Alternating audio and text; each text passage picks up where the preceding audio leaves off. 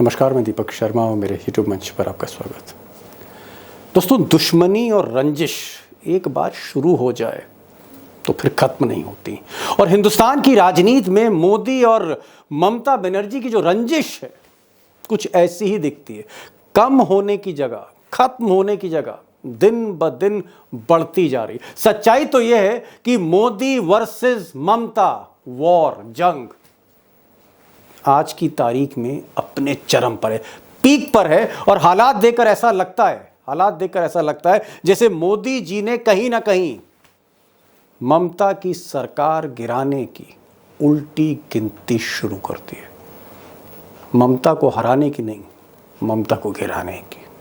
अब दोस्तों, मोदी जी और ममता बनर्जी की जो पॉलिटिकल वॉर है, आज इसमें जो सबसे बड़ा मोड़, सबसे चौंका देने वाला मोड़ तब आया जब देश की राष्ट्रपति, प्रेसिडेंट ऑफ इंडिया, जी हां, प्रथम नागरिक द्रौपदी मुर्मू भी कहीं ना कहीं इस युद्ध में शामिल होती हुई दिखी। हालांकि राष्ट्रपति हैं, सम्मान है, प्रथम नागरिक है, लेकिन सच्चाई है कि उन्होंने पहली बार, फॉर द फर्स्ट टाइम, इस घटना को लेकर सार्वजनिक बयान जारी किया और उन्होंने कहा कि कोलकाता की जो घटना है, जो वारदात है, उससे वह डरी हुई हैं, भयभीत हैं। इस वक्त का बड़ा बयान हम आपको बताने जा रहे हैं।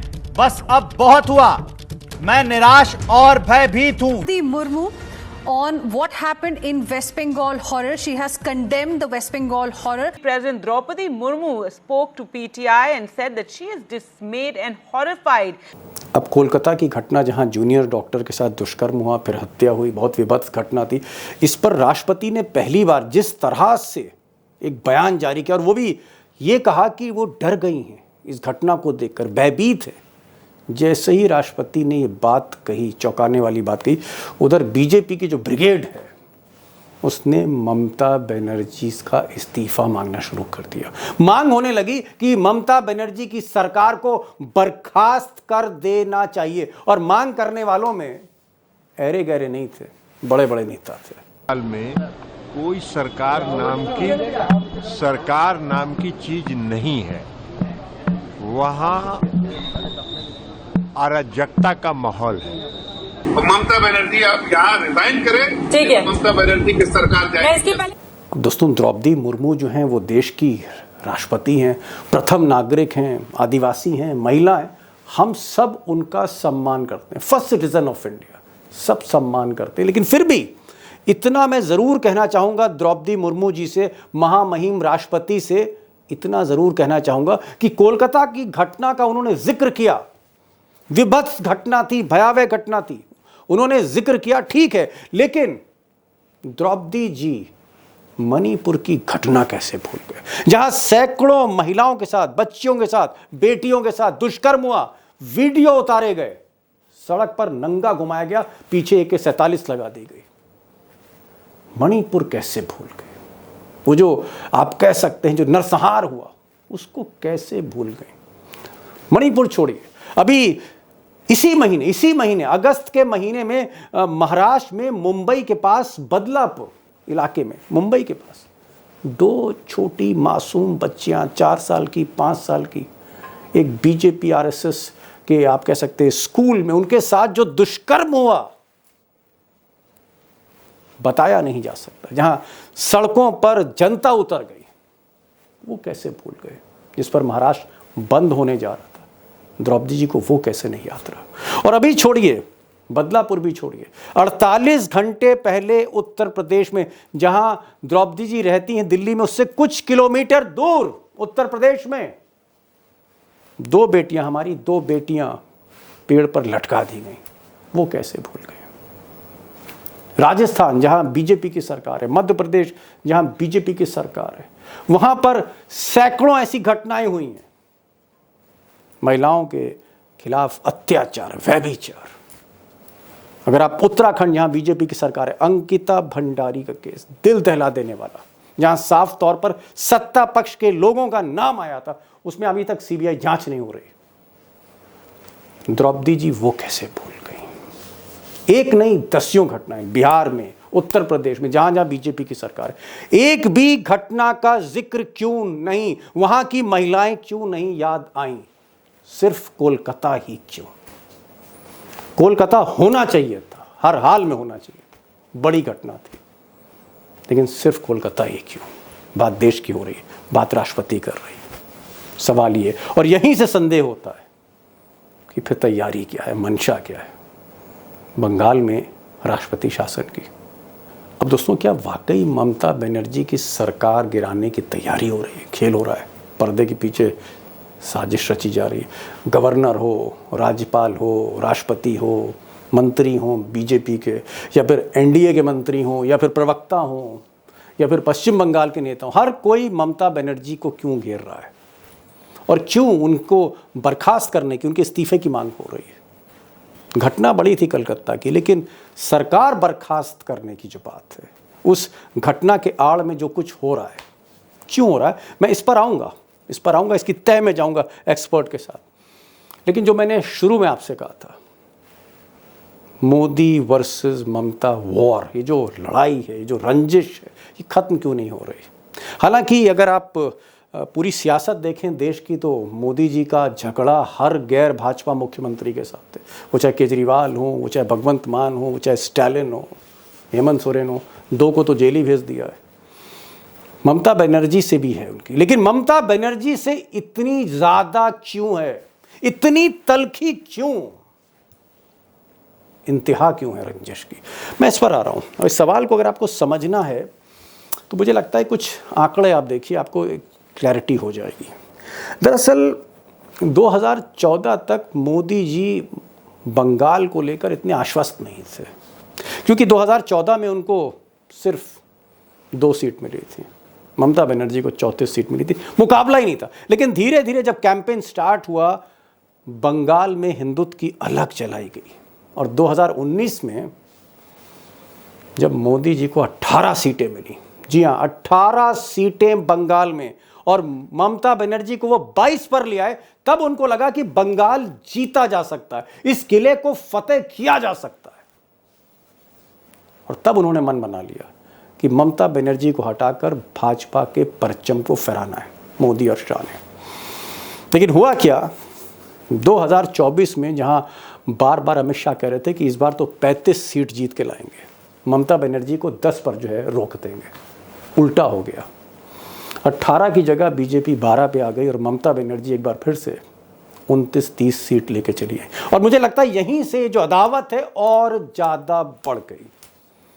कुछ लोग कह रहे हैं कि मोदी जी हरा तो नहीं सकते ममता बनर्जी को, लेकिन सरकार गिरा सकते हैं, और इसी पर यह ऑपरेशन शुरू हुआ है मोदी जी का। अब जो तथ्य मैंने आपके सामने रखे, फैक्ट्स आपके सामने रखे, उसकी पृष्ठभूमि में आज राष्ट्रपति ने पहली बार जिस तरह का एक अप्रत्याशित बयान दिया, उनसे उम्मीद नहीं थी। सिर्फ एक घटना का जिक्र है, बाकी किसी का नहीं। उसके बाद क्या दोस्तों, वाकई जो ममता बनर्जी हैं उनको कुर्सी से उतारने की, उनको बर्खास्त करने की, वहाँ पर राष्ट्रपति शासन लगाने की वाकई क्या तैयारी शुरू हो गई, क्या ऑपरेशन शुरू हो गया?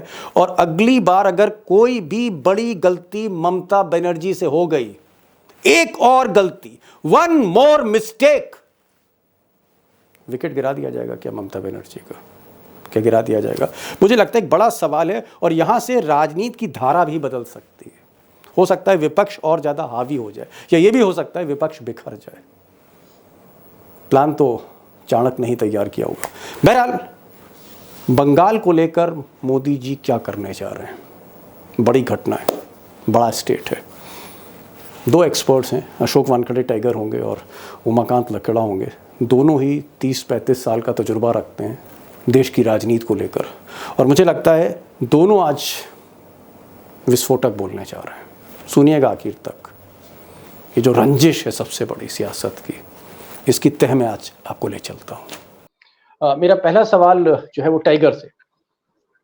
टाइगर, अचानक राष्ट्रपति, इस देश की राष्ट्रपति का बंगाल के दुष्कर्म पर चिट्ठी लिखना 3 पन्ने की, और फिर उसको रिलीज करना, बयान देना सार्वजनिक तौर पर, हमने नहीं देखा कि अभी तक राष्ट्रपति ने कभी मणिपुर पे कुछ बोला हो, या और तमाम इस तरह की दुष्कर्म की घटनाएं हुई हैं इस देश में, जो उबाल लेकर आई हैं। कभी भी राष्ट्रपति ने इस तरह की टिप्पणियां नहीं की हैं जहां पर विशुद्ध राजनीति हो रही हो। आपको क्या लगता है कि ये एक भूमिका तैयार की जा रही है? क्या ये एक राष्ट्रपति से बयान दिलवाकर राष्ट्रपति शासन की भूमिका तैयार हो रही है? एक नया खेल शुरू हो रहा है? मुझे लगता है कि राष्ट्रपति शासन की तैयारी की ये शुरुआत है। इसके पहले वहां राज्यपाल राष्ट्रपति शासन के लिए मतलब राष्ट्रपति से मिलके गए थे, गृहमंत्री से मिलके गए थे। ये जो कांड हुआ ये बिल्कुल इसमें निषेध करना चाहिए, बहुत घिनौना कांड जो हुआ जी। लेकिन उसके बाद पुलिस ने एक्शन लिया, लेट लिया, पुलिस को लताड़ा गया, पुलिस पे एक्शन हुई, आरोपी पकड़ा गया और सीबीआई इसकी इन्वेस्टिगेशन कर रही है। अब सीबीआई पे यदि विश्वास नहीं है भाजपा का तो बात अलग है। सीबीआई इन्वेस्टिगेट कर रही है, सीबीआई पूरा ताकत करके निकालेगी कौन दोषी, इसमें सरकार का क्या रोल है, क्या ममता बनर्जी का सरकार ने ये करवाया है। यदि ऐसा होता है तो फिर सरकार बर्खास्त कर देनी चाहिए। एक राज्यपाल ने तो ये कह दिया कि पुलवामा होने दिया गया, उसके बाद तो किसी ने कुछ नहीं कहा। पुलवामा के शहीदों तो के लिए तो कभी राष्ट्रपति बोले नहीं। मेरा एक व्यक्तिगत, मैं बता रहा हूं आपको, ये व्यक्तिगत इंफॉर्मेशन है मेरी। अनुसुईया उइके गवर्नर थी मणिपुर की जी। अनुसुईया उइके ने राष्ट्रपति से 45 मिनट बात की, फूट फूट के रोई है वो राष्ट्रपति जी। ओहो, गवर्नर रोई, मणिपुर की गवर्नर अनुसुईया उइके ने फूट फूट के रोकर गवर्नर राष्ट्रपति को कहा कि आप कुछ कीजिए, बहुत असहाय महसूस करती हूं, जो हो रहा है मणिपुर में, जो बाहर रिपोर्ट आ रही वो कुछ भी नहीं है, it is the tip of the iceberg. ये बात मुझे अनुसुईया उइके ने स्वयं टेलीफोन पे बताई और वो भी रोते रोते। मैंने कहा कि दीदी आप इतना क्यों दिल पे ले रही है, तो उन्होंने कहा कि मैं गवर्नर हूं, राज्यपाल हूं, इस बात की भागीदारी मैं हूं क्योंकि मेरे राज्य में हो रहा है। मैं प्रधानमंत्री को बोलती हूं, कोई सुनने को तैयार नहीं है। मैं राष्ट्रपति जी को बोल चुकी हूं, 45 मिनट मैंने बात की, कोई सुनने को तैयार नहीं है। जो बंगाल में हुआ वो तो घिनौना है, लेकिन जो मणिपुर में हुआ वो इससे कई गुना ज्यादा घिनौना है। एक वीडियो मार्केट में आया और वहां के मुख्यमंत्री बोलते हैं, ऐसे सैकड़े वीडियो रोज आते हैं। क्या वहां राष्ट्रपति शासन नहीं लागू होना चाहिए था? क्या मेरे देश की राष्ट्रपति जो स्वयं एक महिला है, क्या वो द्रविड़ नहीं हो सकती थी? मणिपुर में क्या हुआ?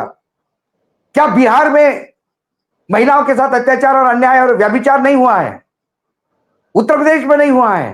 राजस्थान में एक शहर में 5, आपके महाराष्ट्र में टाइगर, मैं बता रहा हूं आपको, महाराष्ट्र का तो छोड़ दीजिए, बदलापुर में जो हुआ, मैं 2 केस स्टडी बता देता हूं।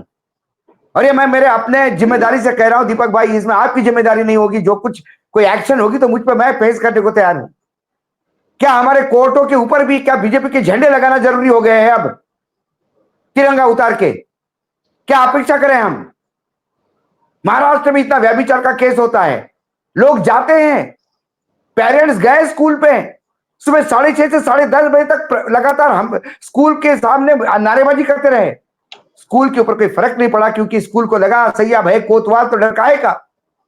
इस प्रशासन की सरकार के कान में आवाज जाने के लिए उन लोगों ने रेलवे स्टेशन का रुख किया, रेलवे रोकी, उनको हटाने के लिए पुलिस ने लाठीचार्ज किया। तो वहां वही उठाए हुए पत्थर, जो रेलवे के ट्रैक पे पत्थर लगे पड़े रहते हैं, वही उठा के उन्होंने फेंके।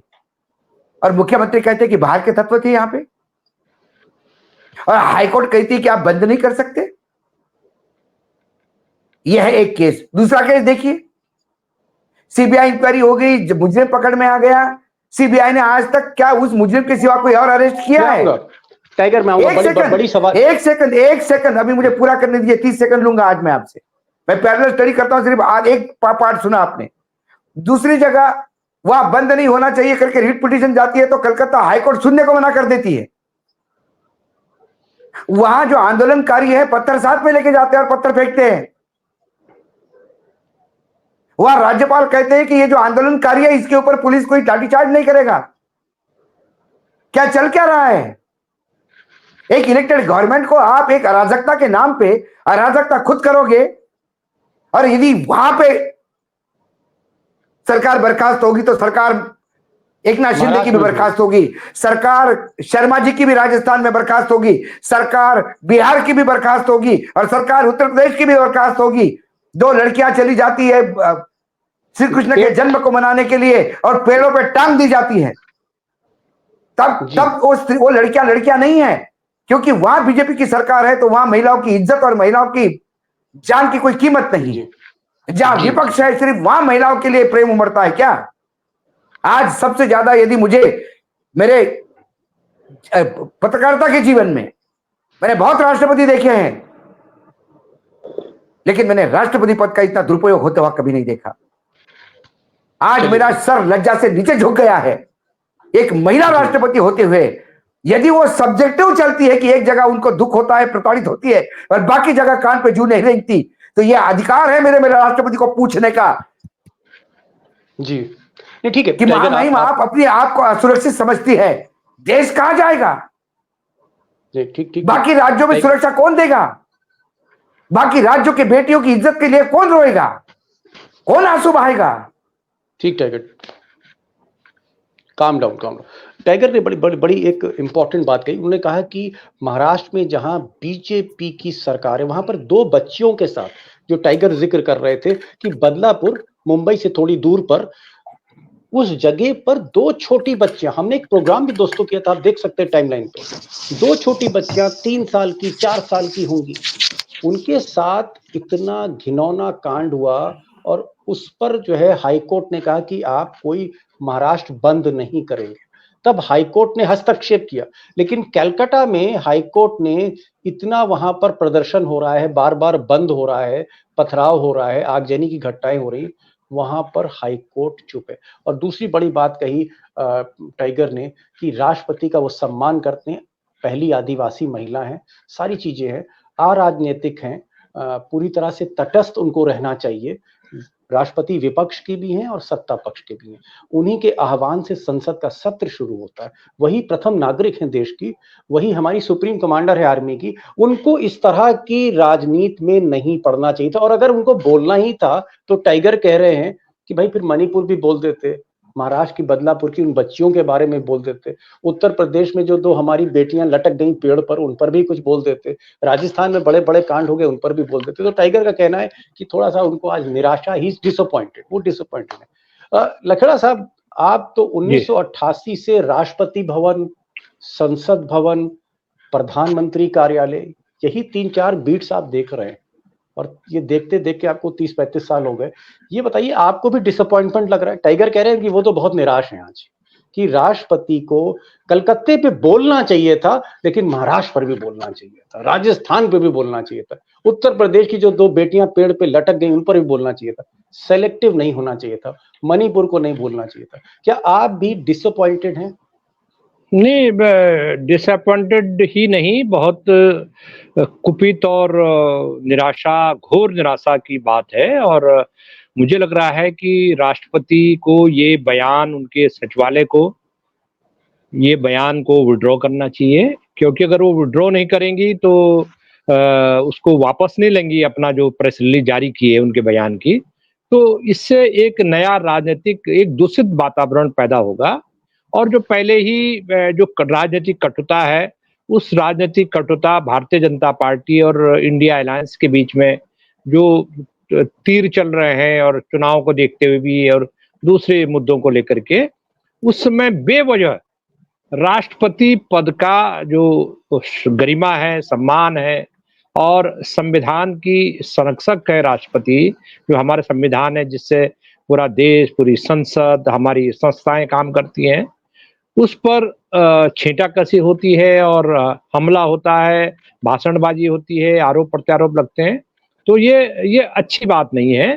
तो मैं और मुझे नहीं समझ गया, आप कह रहे हैं कि यू आर टू फ्रस्ट्रेटेड, आप बहुत डिसअपॉइंटेड है, टाइगर से ज्यादा आप डिसअपॉइंटेड, क्योंकि राष्ट्रपति भवन, संसद भवन, ये सब आपकी बीत रही है। आपने 30-35 साल लगातार वहां काम कर रहे हैं और आपको लगा कि ये कैसा राष्ट्रपति का बयान आया। क्या राष्ट्रपति को मणिपुर को इंक्लूड करना चाहिए था? मणिपुर में जो महिलाओं के साथ निर्वस्त्र दुष्कर्म हमने देखा कैमरे पर, या जो छोटी छोटी हमारी बच्चियां जो महाराष्ट्र के स्कूल में जिनके साथ हुआ, बहुत बुरा कांड हुआ, बता भी नहीं पा रहे। मैं तो वो तस्वीर नहीं दिखा पा रहा हूँ उत्तर प्रदेश की जहाँ हमारी बेटियां लटक गई पेड़ पे, दिखा नहीं सकते, यूट्यूब की पॉलिसी, वैसे भी दिखाना भी नहीं चाहिए। ये जो घिनौने कृत्य हुए उसका जिक्र क्या राष्ट्रपति को करना चाहिए था अगर वो देश की बात कर रहे हैं? नहीं, राष्ट्रपति तो गार्जियन है ना, संविधान के गार्जियन भी और देश के भी गार्जियन है। उनके लिए उनको तो सत्ता और विपक्ष में कोई अंतर नहीं करना चाहिए और उनको न केवल न्यूट्रल रहना चाहिए, न केवल तटस्थ रहना चाहिए, बल्कि उनको न्यूट्रल और तटस्थ दिखना भी चाहिए। ये रहने के बजाय दिखना भी चाहिए उनको कि वो दिखना न्यूट्रल है भी उनके लिए। चाहिए। हाँ, लेकिन वो दिख नहीं रही है।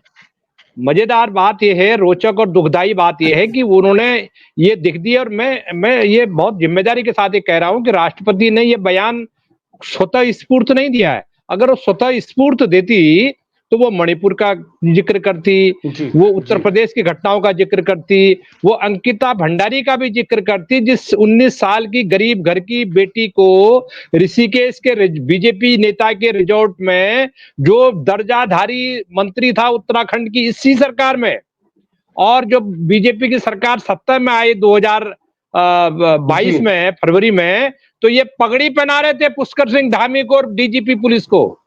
उसका लड़का, उसका जो रिजॉर्ट है ऋषिकेश में, उस रिजॉर्ट में तमाम आरएसएस और बीजेपी के नेताओं का वो शरण स्थली था, वहां अयाशी करते थे और उसको सबूत को मिटाया वहां की विधायक ने यमकेश्वर की, और वो भी बीजेपी की। मजेदार बात यह है कोई एक्शन नहीं हुआ, पूरा राज्य में आंदोलन हुआ, पूरे राज्य में आंदोलन हुआ। सीबीआई इंक्वायरी के लिए गांव गांव गली गली में आंदोलन हुआ, राज्य बंद हुआ उत्तराखंड।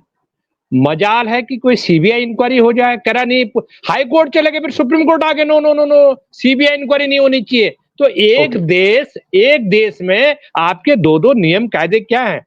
एक देश में राष्ट्रपति मणिपुर पे चुप है, अंकिता भंडारी चुप है, लेकिन उसको कलकत्ता याद आ गया। अरे ये जो जिसको हमला करने की कोशिश कर रहे हैं ममता बनर्जी को, तो जो बालिका के साथ जो डॉक्टर ट्रेनी थी, उसके साथ जो भी गलत काम हुआ, हैवानियत हुई, उस केस को डाइवर्ट कर दिया आपने। ये राष्ट्रपति का बयान दिला करके जो विवाद पैदा हुआ, तो वो केस तो भगवान के भरोसे छूट गया। अब दूसरे मुद्दे पे जो गड़े मुर्दे हैं वो उखड़ रहे हैं, और मुझे ऐसा लगता है कि ये राष्ट्रपति जी बीजेपी के जाल में फंस रही हैं और अपने को लिए एक विवाद पैदा कर रही हैं। और अभी मुझे पता लगा कि राष्ट्रपति भवन मार्च होने वाला है, विपक्षी पार्टियों का मार्च होने वाला है। तो ये बवंडर, एक राजनीतिक बवंडर इन्होंने पैदा कर दिया, जो बहुत दुर्भाग्यपूर्ण है, अनफॉर्चुनेट है। जी, मैं एक बार फिर से जितने भी दोस्त देख रहे हैं, मैं क्लैरिफाई करना चाहूंगा कि जो मेरी स्टडी है द्रौपदी मुर्मू जी के बारे में, बहुत संघर्षशील जीवन रहा है हमारी राष्ट्रपति का। आदिवासी महिला रही हैं, पहली राष्ट्रपति है।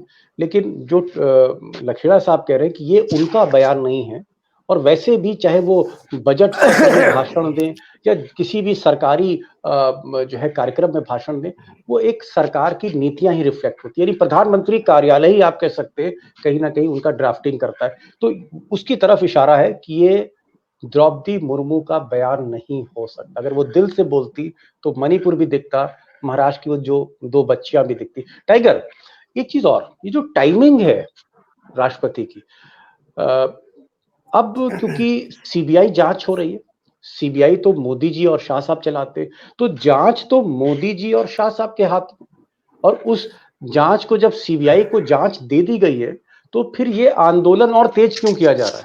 फिर राष्ट्रपति क्यों बोल रहे हैं? अरे जब सीबीआई की जांच हो गई। देखिए दीपक जी, इसमें उस महिला को न्याय देने की बात कहीं नहीं है। सीबीआई जब से जांच कर रही है, वो उस हॉस्पिटल के भ्रष्टाचार पे जांच कर रही है। अभी मेरा कहने का मतलब है कि आज भी सीबीआई का फोकस ममता बनर्जी को घेरने का है, उस महिला को न्याय देने का नहीं। ओह, वो जो यंग डॉक्टर थी जिनके साथ ये बहुत ही विभत्स और आप मुझे बताइए, आप सीबीआई के छापे, बच्ची को, वो जो डॉक्टर थी जी, उसको न्याय ना देकर ममता बनर्जी को घेरने की कोशिश। अभी उस डॉक्टर, वहां हॉस्पिटल में भ्रष्टाचार क्या हो रहा है, इस पे छापे पड़ रहे हैं। वहां भ्रष्टाचार में पैसा इन्वॉल्व है तो ईडी पहुंच गई है। हाँ, ईडी लगा दी पीछे। आप मुझे बताइए, सीबीआई का पूरा प्रोसेस में उस महिला के साथ क्या हुआ, कैसा हुआ, क्यों हुआ, कितने लोगों ने किया, इसके ऊपर क्या इन्वेस्टिगेशन चल रहा है जी। ये कुल मिला के मैंने क्या कहा, ये दुर्भाग्य है इस देश का, और 2014 के बाद इस देश में इतनी घटिया राजनीति होने लगी है कि महिला जो इस देश में स्त्री पूजी जाती है उसमें ही सब्जेक्टिव हो गया है। जहां विपक्ष की सरकार है वही के महिलाओं की इज्जत बीजेपी वालों को दिखती है।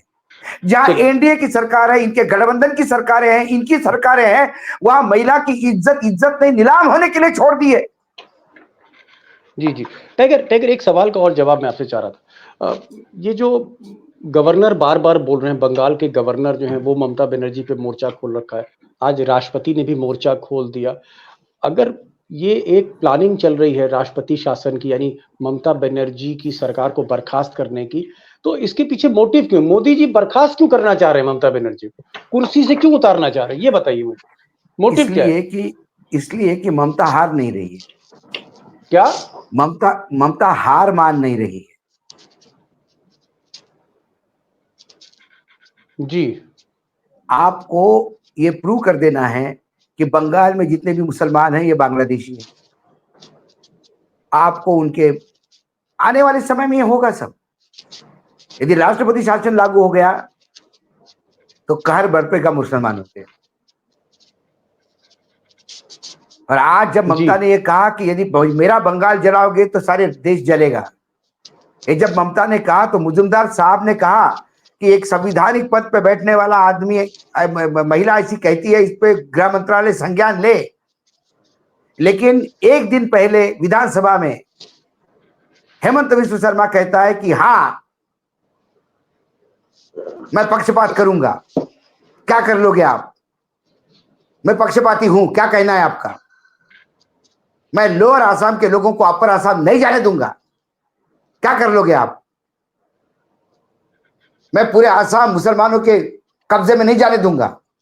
कौन कब्जा कर रहा है भाई? क्यों डर दिखा रहे हो? किसको डर दिखा रहे हो? जी जी जी एक मुख्यमंत्री कहता है कि इस देश में रहना हो तो जय राम और कृष्ण कहना होगा। किसको डरा रहे हो? जी, एक मुख्यमंत्री कहता है कि बटेंगे तो कटेंगे। कौन बट रहा है और कौन काट रहा है? कौन बांट रहा है? ये संविधान पे पदों पे बैठने वाले लोगों के वक्तव्य नहीं है। अब 240 पे आने के बाद अभी नहीं तो कभी नहीं वाली स्थिति है। जी, यदि ममता को अब नहीं निपटाया तो अगली बार तो ये 240 140 हो जाएंगे। जी चलिए मैं आता हूँ टाइगर, मैं बस क्योंकि समय भी हो रहा है। लखड़ा साहब एक चीज बताइए, अब जैसा कि आप दोनों लोग कह रहे हैं कि एक भूमिका तैयार की जा रही है, एक माहौल बनाया जा रहा है राष्ट्रपति शासन के लिए, और इसीलिए राष्ट्रपति से बयान आज दिलवाया गया। अगर मान लीजिए मोदी जी वाकई बर्खास्त कर देते हैं ममता बनर्जी की सरकार, तो क्या ये जो फैसला है ममता बनर्जी की सरकार को बर्खास्त करना, ये बीजेपी के लिए अनुकूल है या आगे की राजनीति के लिए प्रतिकूल है? क्या ये भारी भी पड़ सकता है फैसला ममता को हटाना? लकेड़ा साहब, ये तो जिस डॉक्टर ट्रेनिंग के साथ हैवानियत हुई, और उस हैवानियत अगर षड्यंत्र है, उस जांच से ध्यान हटाने, उसकी जांच में, क्योंकि हो सकता है कि जांच में कुछ निकल नहीं रहा हो, मैं प्रेडिक्शन नहीं कर रहा हूं, लेकिन इस तरह की जो हरकतें होती हैं कि उसके मुद्दे, एक उस ट्रेनी डॉक्टर की जो अस्मिता गई और उसकी जो जान गई, उसकी आड़ में होना तो क्या चाहिए कि उसको न्याय मिलना चाहिए, उसके परिवार को न्याय मिलना चाहिए। और जो भी दोषी है फांसी दी जाए उसे। निर्णायक जो जांच की जो परिणति है वो निर्णायक मुकाम तक पहुंचनी चाहिए।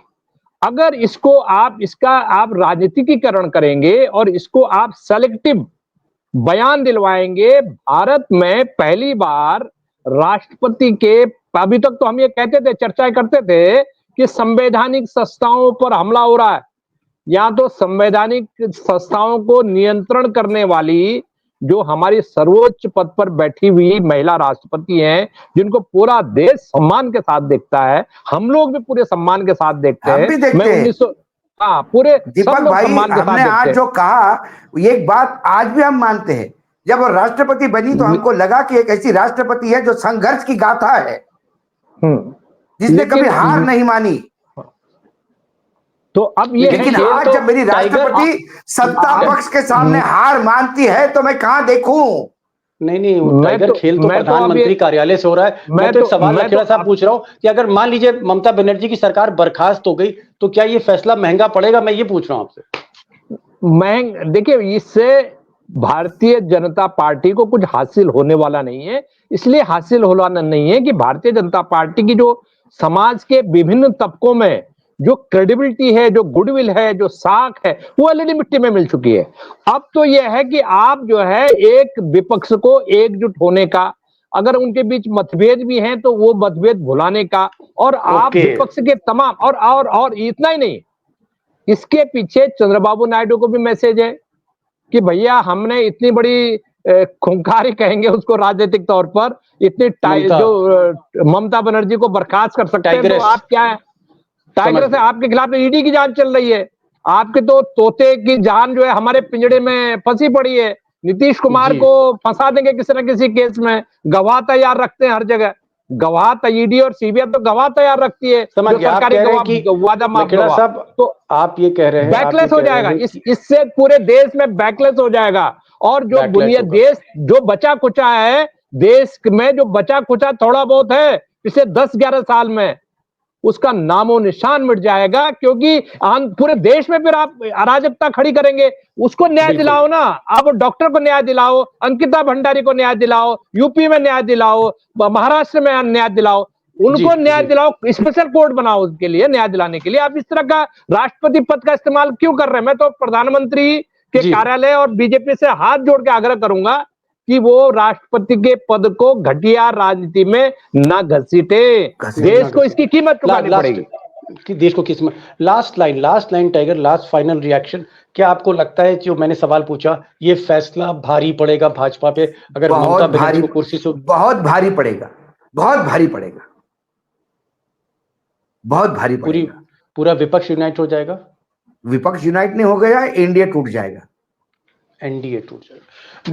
बड़ी बात कही। दो बातें निकल के आ रही हैं। दोनों ही हमारे एक्सपर्ट्स ने कहा कि वो द्रौपदी मुर्मू का बहुत सम्मान करते हैं, लेकिन उन्हें ये अपेक्षा नहीं थी कि राष्ट्रपति से इस तरह की राजनीति कराई जाएगी किसी सरकार को गिराने के लिए। और राष्ट्रपति सेलेक्टिव थी, उनको मणिपुर पर भी बोलना चाहिए था, उन्हें महाराष्ट्र में जो बच्चियों के साथ दुष्कर्म है उस पर भी बोलना चाहिए था, उत्तर प्रदेश में जो बेटियां पेड़ पे लटका गई उन पर भी बोलना चाहिए था, जो बीजेपी की सरकारें थी वहां पर जो महिलाओं के खिलाफ अत्याचार व्यभिचार उस पर भी बोलना चाहिए था, सेलेक्टिव नहीं होना चाहिए था। एक ये आलोचना करिए। दूसरा ये, दोनों एक्सपर्ट्स का कहना है कि अगर राष्ट्रपति शासन लगता है, अगर ममता बनर्जी को बर्खास्त किया जाता है तो इंडिया तो छोड़िए, एनडीए टूट जाएगी, विपक्ष हावी हो जाएगा। लखेड़ा साहब आप आए और वानखड़े साहब आप आए, टाइगर आप आए, बहुत खुलकर बोले, बहुत सेंसिटिव इशू था। मैं सिर्फ इस सेंसिटिव इशू को एक लाइन पर खत्म कर रहा हूं कि राष्ट्रपति का सम्मान है, लेकिन राष्ट्रपति को राजनीति से दूर रखना चाहिए। लखेड़ा साहब बहुत बहुत शुक्रिया, टाइगर बहुत बहुत शुक्रिया आपका। Thank you so much on behalf of my friends for joining this program. Thank you so much.